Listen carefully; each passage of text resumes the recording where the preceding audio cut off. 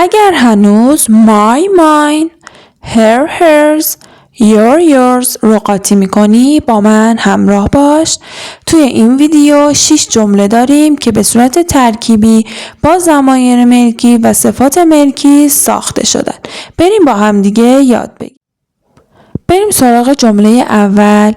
این کتاب برای من هست. خب برای من داریم، میدونیم که ضمیر ملکیه. ضمیر ملکی من میشه my یا mine. خب معلومه mine، پس اینجا می نویسیمش. نه برای تو، باز برای داریم، ماله داریم، برای تو میشه yours. اون کتاب تو هست. کتاب تو، برای نداریم، مال نداریم، اسم به همراه کسر مالکیت گرفته، پس اینجا میشه your. این شد صفت ملکی، این دوتا شدن ضمیر ملکی. حالا کامل بخوایم این جمله رو ترجمه کنیم. این کتاب برای من هست. This book is mine. نه برای تو، not yours. اون کتاب تو هست. That is your book. به همین راحتی فقط کافیه که توی ذهنمون برای من، برای تو، برای اون رو ضمیر ملکیش رو بیاریم و صفت ملکی رو هم توجه کنیم. جمله دوم، این کلید من نیست. کلید من، برای مال نداریم، کسره چسبیده به اسم، پس صفت ملکی داریم اینجا. کلید من، پس صفت ملکی my رو داریم. کلید اون دختر هست. چرا دختر رو مشخص کردیم؟ چون اون برمیگرده به دختر یا پسر. تو انگلیسی he, she, his, her یا hers رو داریم. کلید اون، باز اینجا برای یا مال نداریم، پس از صفت ملکی her باید استفاده کنیم. حالا جمله رو به طور کامل ترجمه کنیم. این کلید من نیست. This is not my key.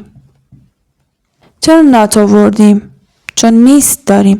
This is not my key. کلید اون دختر هست. This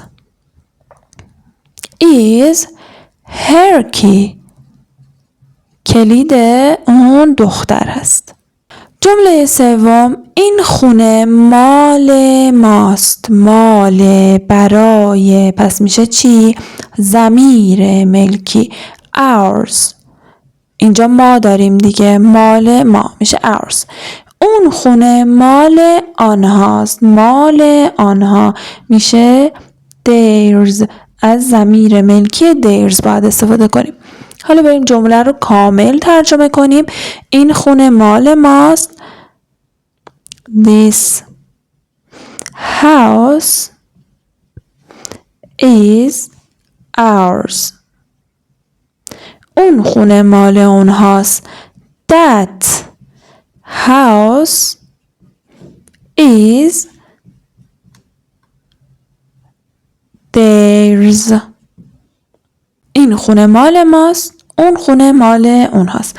اگر تا اینجای ویدیو رو دوست داشتید حتما ویدیو رو لایک کنید تا ما هم با انرژی بیشتر ادامه بدیم. خب میرسیم به جمله چهارم. پسر تو از پسر من جوانتر هست. داریم مقایسه میکنیم. برای مقایسه گفتیم از این فرمول تابعیت میکنیم. صفت ملکی اسم، فعل تو بی، ویژگی اون اسمی که آوردیم، مثلا اینجا پسر تو، ماشین تو، خونه تو و در نهایت ضمیر ملکی رو میاریم.